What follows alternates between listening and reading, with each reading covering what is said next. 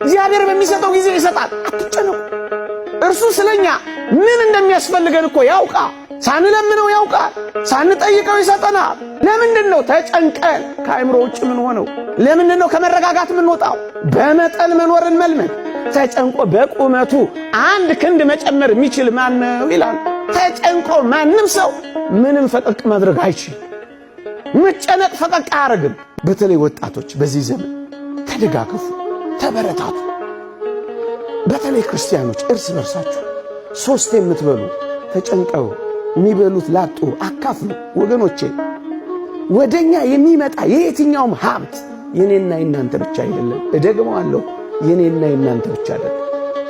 እንድናከፋፍል ነው ለኔና ለናንተ የተሰጠ። ብቻህን እንድትጨርሰው አይደለም እግዚአብሔር የሀብትን ጸጋ አንተ ጋር ያጎናጸፈው። እንድታከፋፍልለት ነው ወደ አንተ የመጣው። የወንጌላችን ትልቁ ተልእኮ ስጦታ ነው። እኛ እንኳን የዳነው በስጦታም አይደለም። ትልቁ ጸጋችን እኮ ስጦታ ነው። መጽሐፍ ቅዱሳችንን ገልበጥ አርጋችሁ ስታዩት የሚያስፈልጋቸውን ባትሰጧቸው ምን ይጠቅማቸዋል እኮ ነው ያለው።